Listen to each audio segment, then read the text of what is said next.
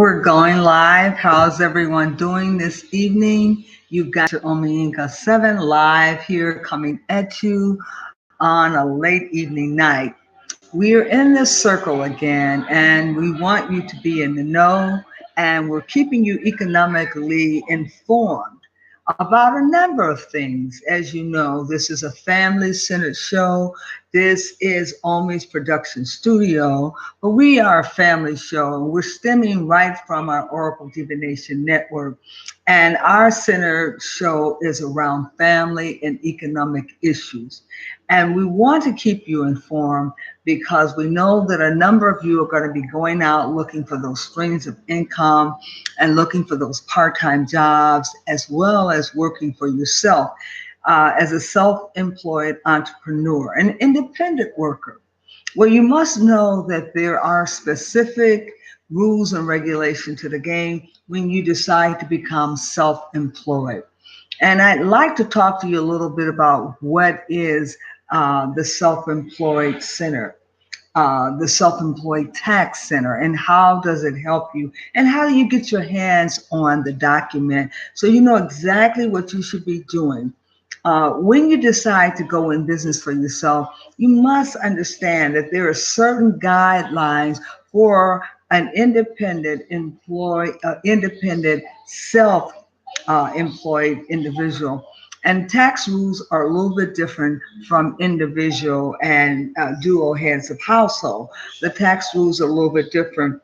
And you've got to get your hands on a copy of the center tax rules. And there is a self-employed individual tax center that has documentation that you can access. I like to just read you some of the questions like, who is self-employed? How do you define self-employed? We're going to be looking at that. What are my self-employment tax obligations? Do I have obligation to the IRS? And what are they? See, nobody tells you these rules.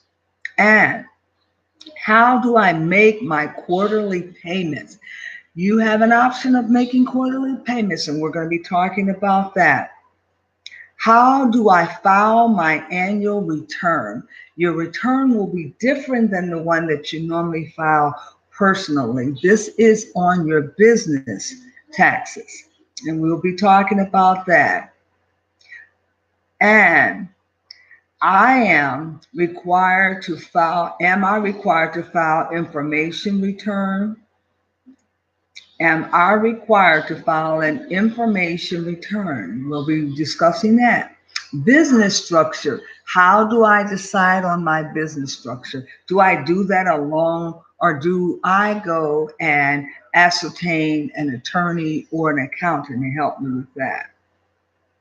Next, home office deductions. What are my deductions in my home? How can I determine what I can deduct in my household while I run my business there? Married couples business. What is a qualified joint venture?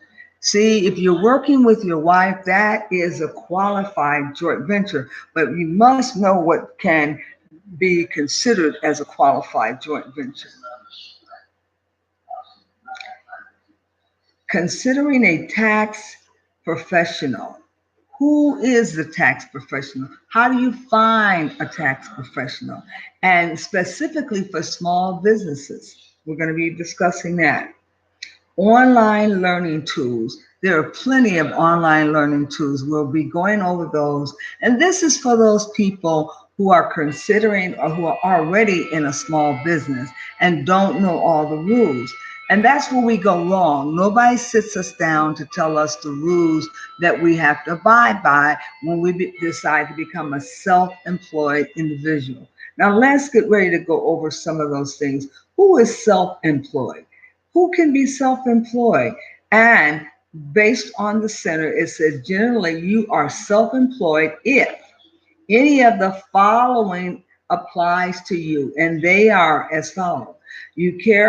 Now, let me offer a disclaimer. I am not a member of the bar. I am not an attorney, and nor am I a tax consultant. And these are not recommendations to you. These are just some things that I pulled from the center. And I am not prescribing anything for you to use.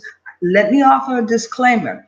I will cover myself by saying I am not making any recommendations to you. These are the things that I used when I became self-employed. So I am not making any recommendation. And the views of this particular segment from Omi Inca will not apply to you. Okay? Because I cannot offer you any advice. I am not an attorney. I cannot interpret the law. Okay.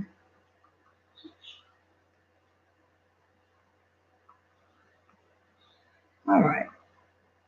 As I was saying, who is self-employed? And according to the center, generally, as I said, you are self-employed if the following things occur.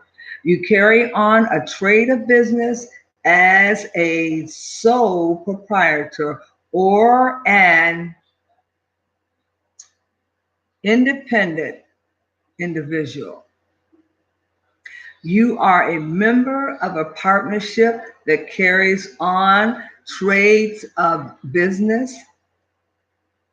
You are otherwise in business for yourself, including a part-time business. Okay, those are the things that will determine if you are a self-employed. What are my self-employed tax obligations? Now, this is not my rules, and these are some rules that were put together by the tax. As a self-employed individual, generally you are required to file an annual file an annual tax statement, quarterly tax that they have listed here.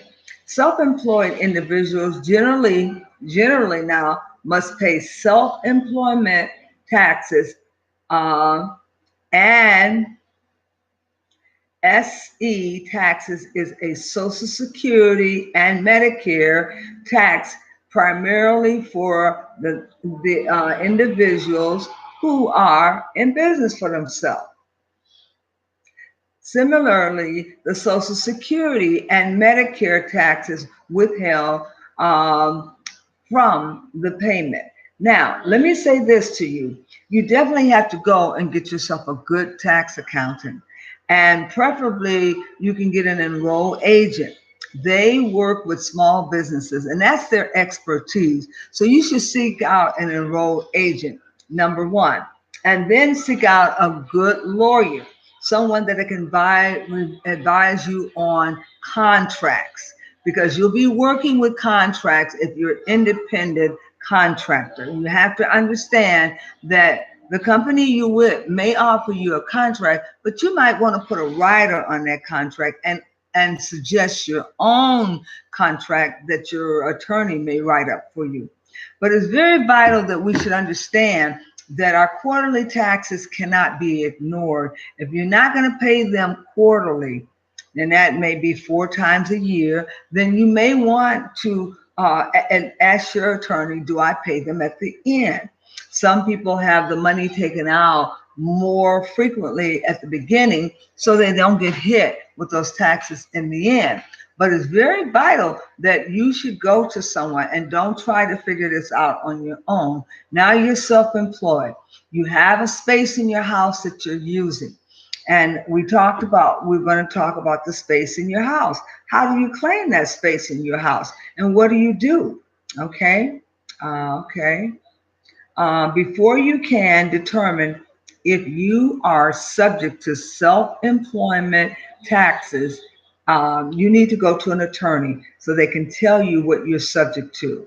Okay. And your net profit or your net loss from your business will be determined by your tax accountant so he can tell you what you have to pay. All right.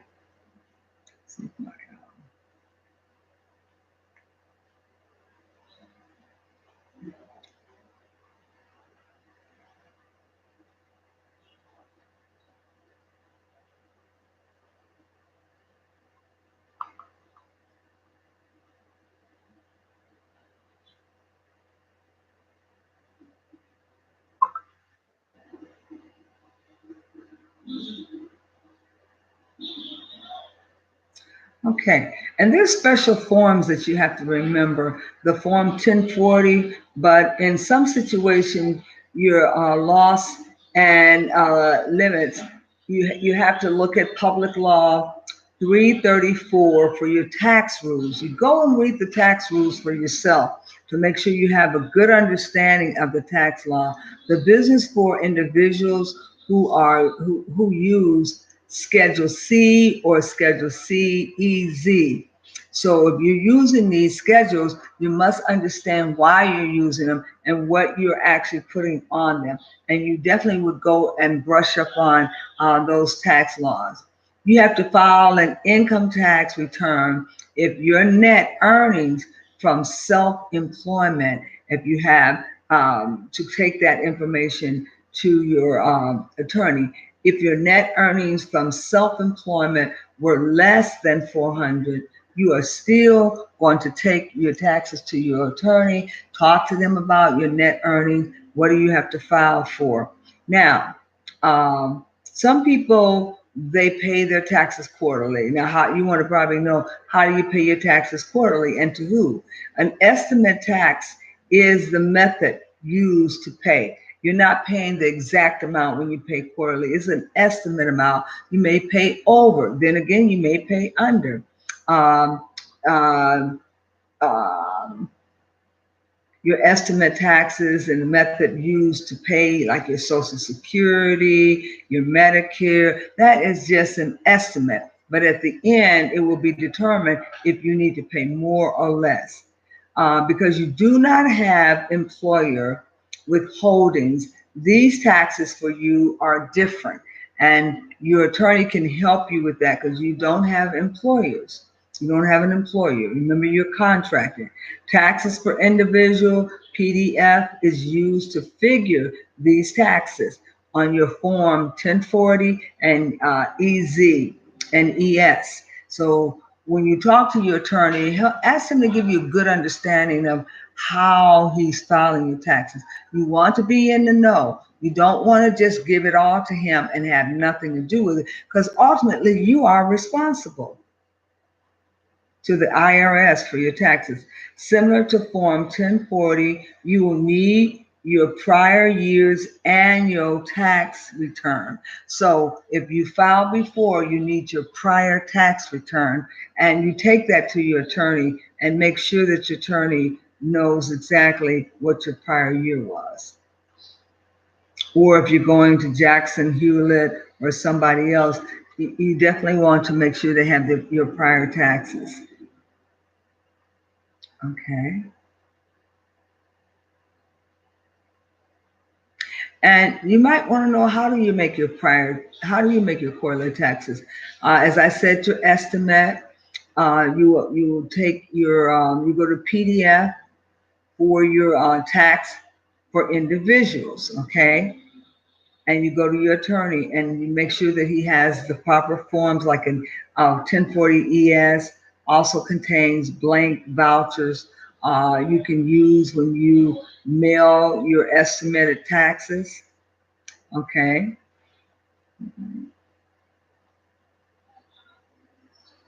And there's an estimated tax page for more information for your self-employment, and you can go and pull that particular form and read about it.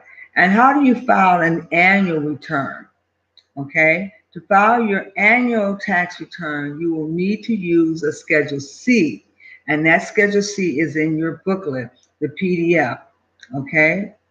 And there is another schedule that you will need also to report your income or your loss from your business when you are operating or a profession. Whatever your business was, you want to report your loss and your earnings on your form. The proprietor Schedule C instructions is all there under PDF file, and it may be helpful in filing your taxes and understanding what the attorney is doing or your accountant.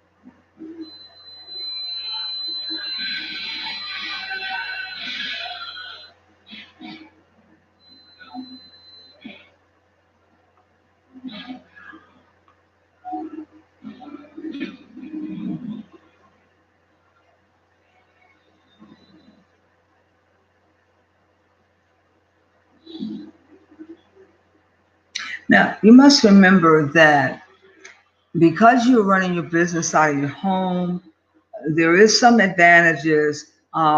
Normally, when you run a business, that they will monitor your profit and loss to determine if you are making a profit. And if you're not making a profit, your business becomes something like a hobby and is not necessarily one where you're making a profit. And then you can no longer take advantage of the tax laws that pertain to a bona fide business because it becomes a hobby instead of a business.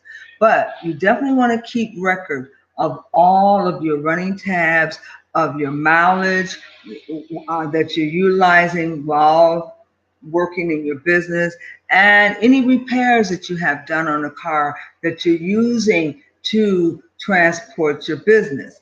And then you want to look at the space in your house. Which rooms are you using for your business?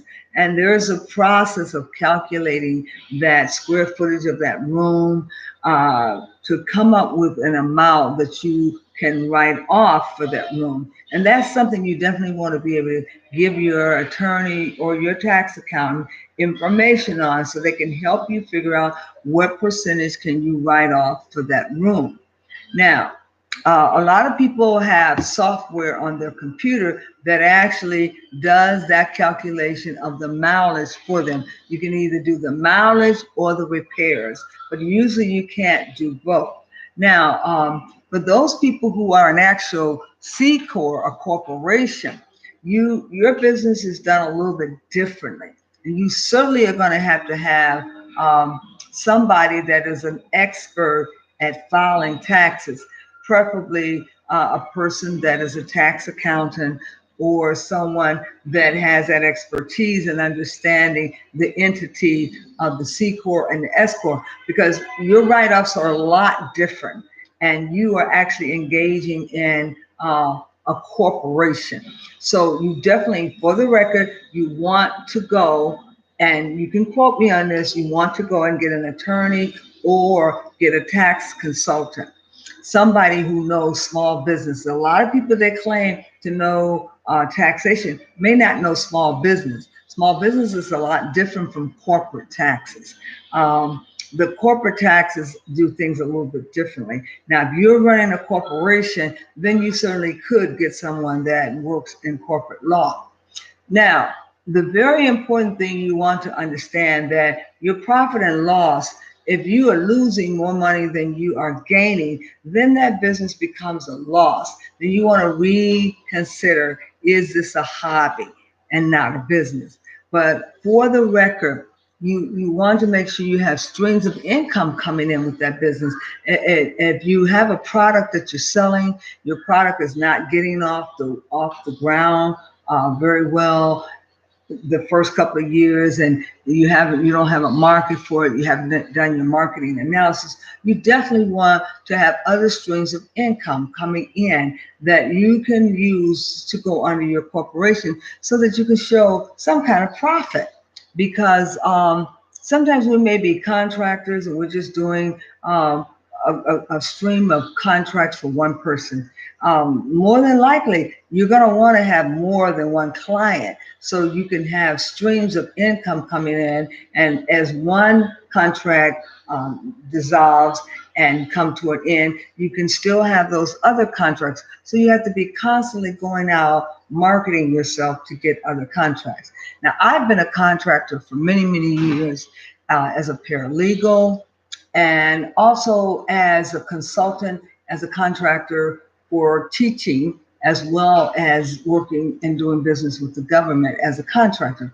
Now, I did not know that I could become certified to do business with the government until after I had my first contract. I didn't know that I needed to put a rider on my contract. That's something you might want to consider when someone comes to you and they say, this is a contract that I want you to sign, and you take it to your lawyer. You never sign it. You say, give me a couple of days. I like to take it to my attorney to take a look at. After your attorney looks it over, he might see some things that he can tweak and that he can change for your protection. And I wish I had known this before I signed off on my contract. And that's the big blooper that you could make a big mistake by signing off on something that says at the end of your contract, if you have not met your 36 months, then you're not eligible to be under the union, and therefore you have no protection. And because you are not in the union, if something is done to you from that corporation, you cannot run to the union because you have not met that 36 months to be qualified to be in the union. That can be devastating. So maybe your lawyer wants to write an addendum or a clause to that contract and say, hey, my client will be covered at all times, regardless if they meet that 36 months or not. That's too much time. Let's bargain and let's say 24 months. That way, that person can become a member of the union before the 36 months for their protection. Now, then again, the government may say, I ship you over. However, if you do not meet that 36-month, how can I put it? The 36-month probation period, we're not responsible for shipping you back nor your things. Now, they can pose a lot of different issues by pretending that you have not met that criteria and your 90-day period wasn't met. They can come up with all kinds of things, like somebody gave an anonymous report that you weren't doing your job right. Now you're saying, who? And how can I prove it? Now you got an allegation against you and you want to go and prove it because you certainly don't want to be judged inappropriately for your quarterly or your annual review, because now it's hurting you. It's not allowing you to meet probation.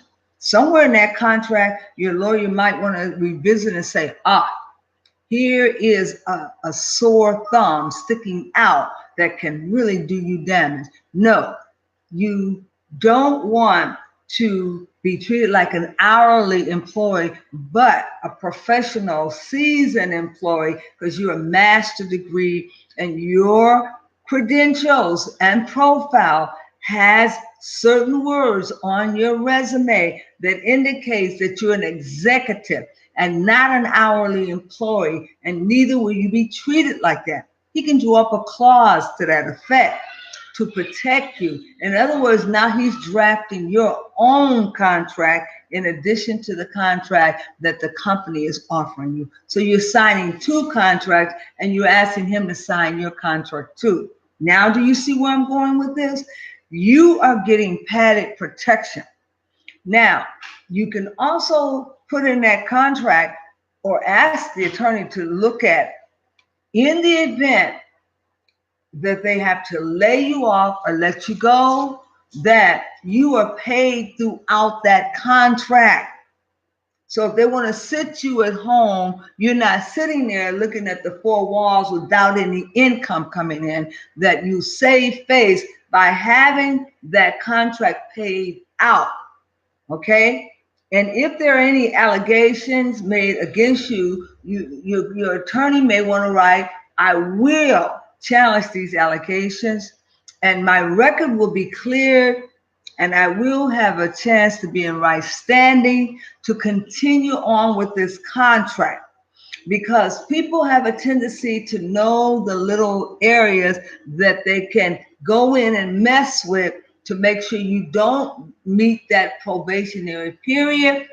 And there's certain criteria that say that once you're shipped over, and if your things are shipped over, then your probationary period starts immediately when your household goods are shipped over, not when you're physically there, but your household goods are physically there. They've got you in their grips when your household goods are there. So the clock starts ticking from the day your shipment comes in, not from the day you come there. And that's a little clause that I didn't see.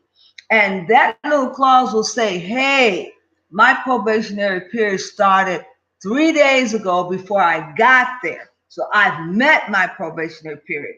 Now, you have to remember that, because that is a little stickler thing that they can look at 3 or 4 days before your probation, they can say, okay, cut her off. She won't ever meet probation. Now we can get rid of this excess. We got too many people on board anyway. Use probation as the reason why we're terminating. That's when you have to make sure your attorney has his eyeballs open. If they want to play that game and play hardball, make sure that somewhere your attorney writes they will pay out that contract and you will stay on payroll throughout the period of that prescribed contract. See, you're going to have to take a lesson in contracts, because when you become a contractor, you have all kinds of contracts, and there could be an oral contract. I didn't put it in writing, but I just said it. What do you mean you just said it? Is an oral contract binding? Can you hold someone to an oral contract? As long as you've had a meeting of the minds, in some courtrooms, it can be binding. So as a contractor, does that mean that you cannot work for anyone you can't want to? Is there something in the contract that said that there is a conflict of interest for you to work with other competitors? You have to know that, because you can be in violation of this contract. Okay, we want to be contractors, true enough. But there's a lot of things you have to know when filing your taxes as a contractor, opposed to being a corporation. A corporation has more ventilating protections, so you can breathe easy. But you have to meet other requirements, such as employees. And do you produce stocks and bonds? And are you a recipient of those stocks and bonds? Are you protected? All these things come into place. So please, whatever you do, when you're ready to come into this business and you're a contractor, not only do you need to get IRS to sanction your TINS number or your EIN number, but you also need to make sure that name is cleared, so that you can use that name and then go and register that name with the county. So some of you, if you're selling products, you definitely must have your business license, and you must have someone to monitor your paperwork on a yearly basis, and have like an administrator if you're incorporated. What designates if you should be a C Corp or an S Corp or an LLC? Those are all entities, things that you want to ask your attorney about. I can't give you a yes or no on anything, and neither will I advise you, but you certainly need to go and ask your attorney, which one should I choose from?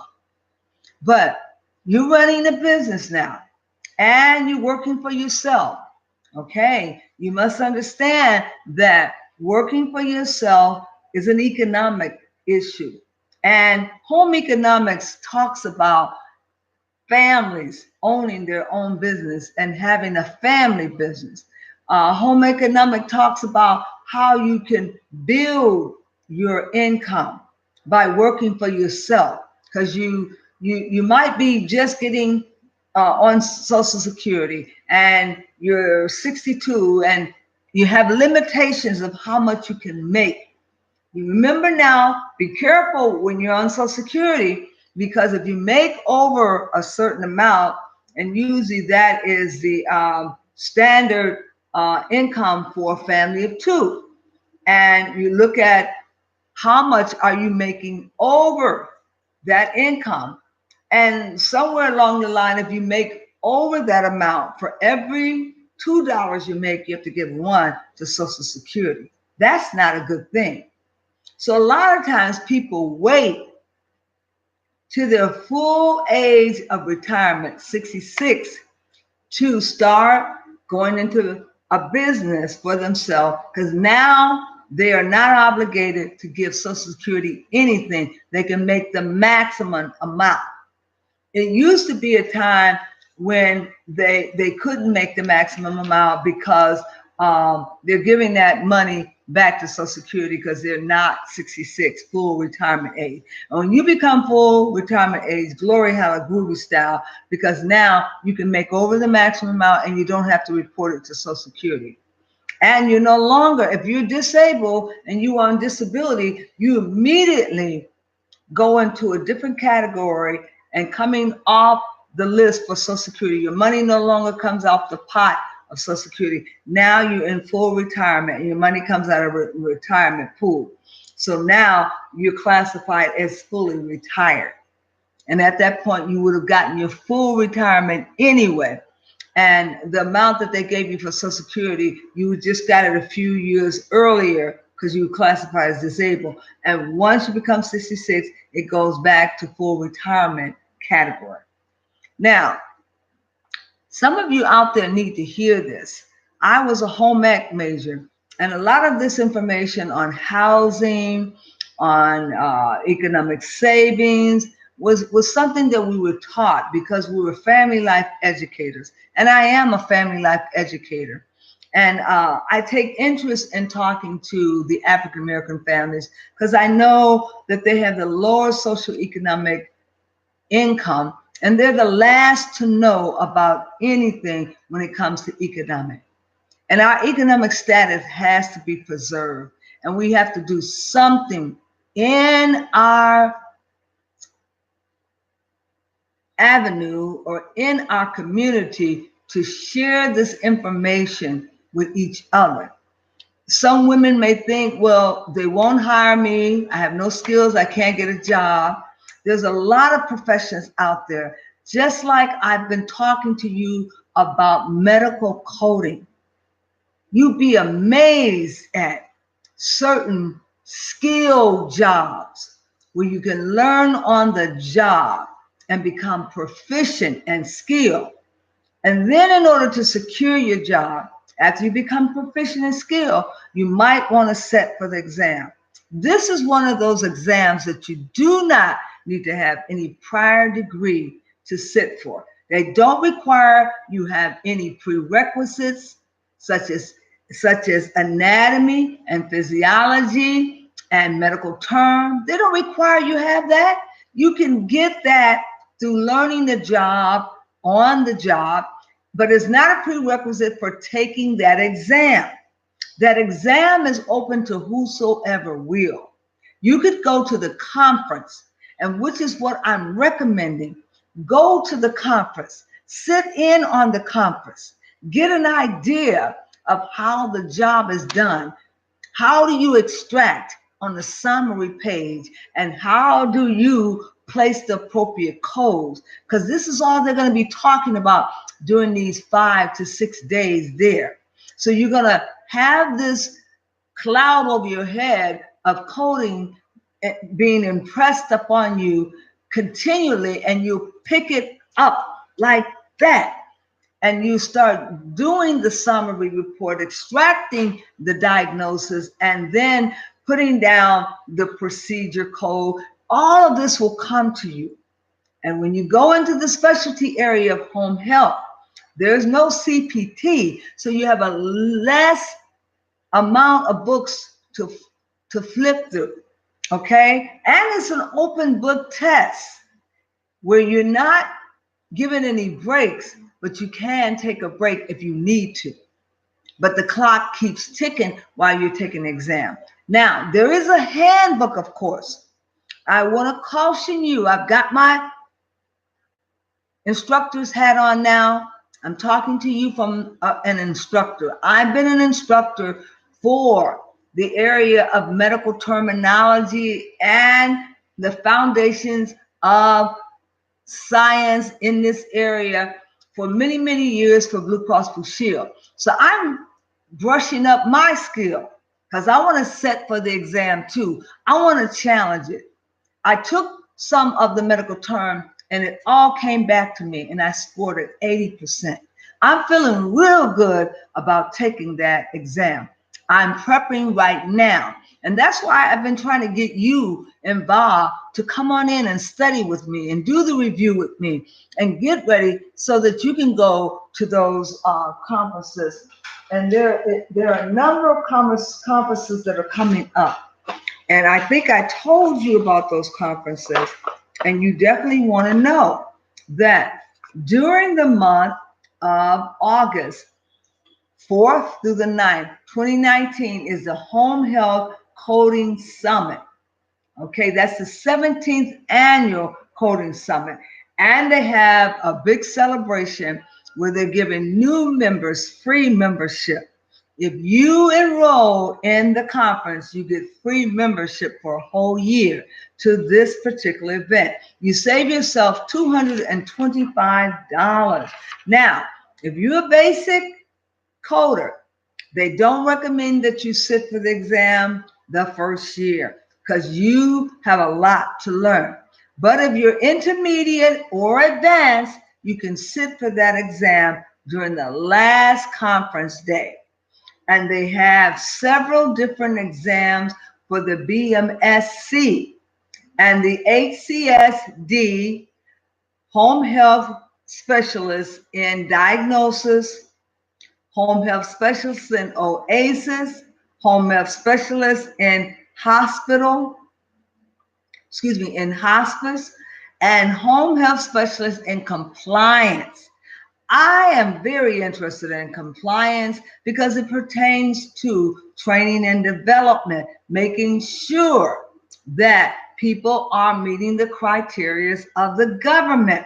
And that is something that I think that I would definitely like to get specialized in compliance as well as home health specialist in diagnosis. Now that particular conference, once again, August 4th through the 9th, 2019 in San Antonio, Texas. You be there or be square. The next one is the HHC Home Health Compliance. This is all about compliance. Now, you know I want to be at this one. And this is September 23rd through the 26th, 2019 in Atlanta, Georgia, for all in one training to ensure compliance in your agency. So I am what you considered as an intermediate coder because I've coded before. I wouldn't chance to say that I'm advanced because I don't have the certificate. So I'm an intermediate. I can sit for that exam and feel very confident after reading the summary and documentation, how to extract what the diagnosis is and what the procedure was. And that is, what did the doctor say that the person had and what did he prescribe for the patient? Then these are considered as specialty codes, and then I would code from there. And the reason why I would like to have these credentials is because I like to become a vendor where I actually do the training for the organization and they send the students to me. But they do recommend you have a credential if you're going to be one of their vendors. So I know with the AAPC, they have a vendors and a training license, but I'm not so sure about the home health coding. That I have to research and find out. Now, I'm telling you this because there are a lot of you out there who don't have very much schooling and who have never gone to college. But if you worked in one of these fields, such as medical coding, home health coding, hospice, diagnosis, or compliance, then you definitely are a seasonal worker who could go in and challenge this exam. And once you get one of the ABCs, you're on your way because you're credentialed. Then you can go back and get another ABC, and you don't even have a BS or a Bachelor's of Science or a Master's. And you've got the ABCs behind you. That's just as good. Wouldn't you know it? Now, for me, if I go in and get any of these ABCs behind me as a trainer, I would probably be number one in my class because I would have the master's degree plus the work experience and then the ABCs too. That's even better, especially when you've been away from the profession and you're trying to renew your skills. And if you're a senior like myself, but nevertheless, No matter how old you can get seasoned in what you know and what you're skilled at. Now, I've been talking to you as a family life educator, and you probably didn't really know it, but I am a family life educator, and I'm responsible for informing you about some of these opportunities. And one of them is how to become a coder. And as you know, I have my coding hat on frequently, and I talk about coding really a lot. And that's because I want you to get in on the opportunity. Do you imagine how many people are going to this conference to get introduced to this skill so that they can be able to go off and use their skills? If they have the skills, they don't have to have a bachelor's degree. All they have to have is a know-how of putting all of this together. And taking that test does not require you to have any licensing. I want my family to know about this because it's an open door for a guaranteed lifestyle and a profession of coding. I think families should get together and become coders and formalize their own contracting agency and contract for the government and let the government send you out to do their medical coding. Then you're into something. Now they got you contracted to do their work, but you've got to be a master at what you do. You know, Omi believes in being a master at what you do. And you cannot be a shuffle on the old shoulder. You got to be the best and the best of the best at what you do because you want your work to shine and not just being in the profession because you have to be accurate. Now, I said all that to say that this is one of the businesses that you can start independently as a contractor because you can start off by working in the office until you get your 5 years of experience behind you and the employer feel confident of you working at home. They know that remote workers are the better workers and they are more accurate and they get the job done. Now, let me let you in on a little secret. This profession has discovered that they need a backup software to double check your work.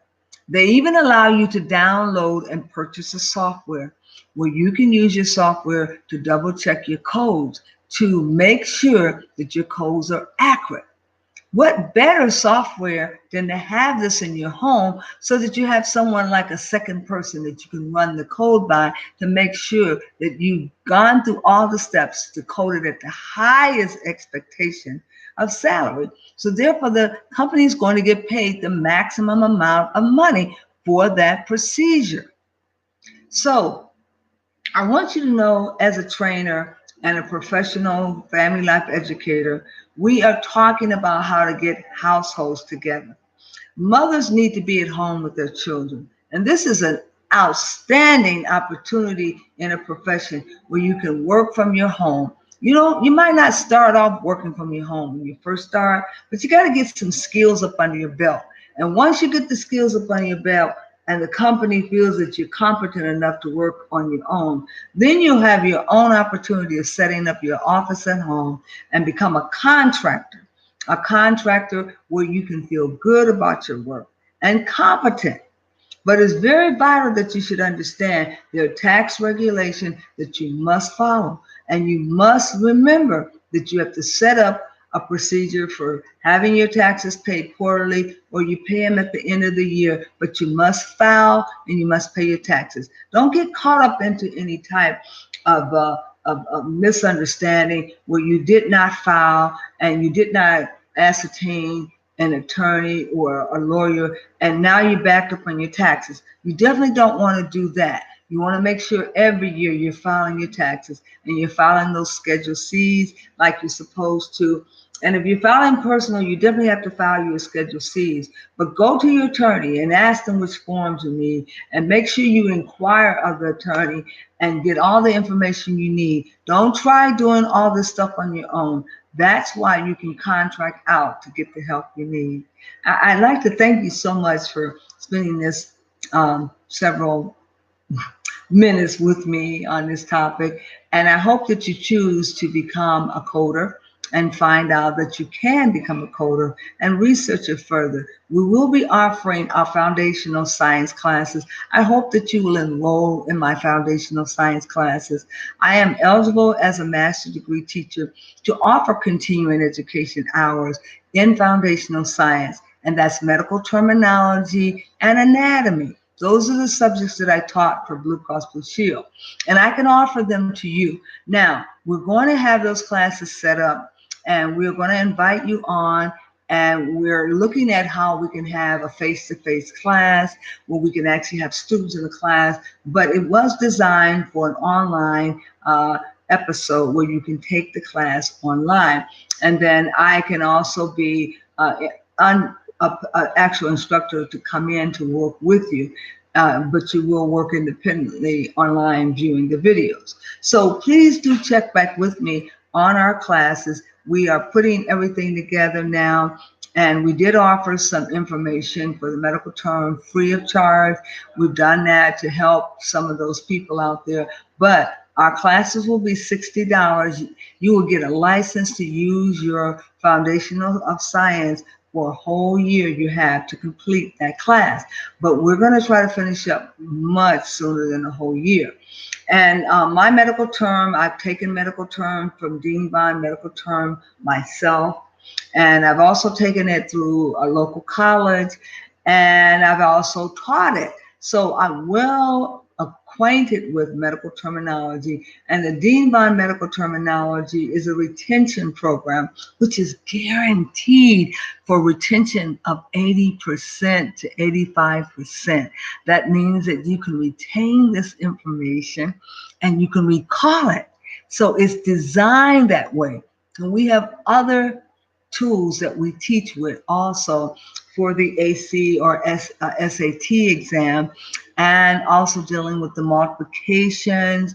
And these are all methodologies that the Dean Bond has designed in his curriculum. And we are marketing that methodology. That's the best way of learning medical term. And for those people out there that I am being a mentor for, I like to speak to Clara Gray out there. She was one of our first students that I'm working with right now. Clara, I want to encourage you to be encouraged, because this is something that you can do. And you've got a coach behind you by the name of Omi Inca, your coach buddy for coding. And I'm going to be supporting you with everything we have to help you matriculate through the science of medical terminology and anatomy so you can advance yourself in this profession. Good luck, and I will be talking to you soon. For those of you who haven't registered yet and would like to register, I urge you to go ahead and register for our class that's coming up, and it will be available in August. And I'm talking to people now because they can sample the class, and we did have a sampling of it, a free sampling, so you can see how easy it could be. And think about the credentials that you can earn and how you can get yourself ready for a profession that's in demand. And the market for most states is fabulous, and most people all find employment once they pass their exam and get those ABCs behind their name. You can do it. I'm going to help you. Come on, let's do it together. I'm going to take the same exam, and I'm going to get those credentials too, because I want those alphabets behind my name, just like I'm encouraging you to do. So come on and join me. I look forward to working with you in my class. We all work together so that everyone maximize that 80% potential and come out with 80% retention. No one fails. I've never had to fail anyone in this particular class.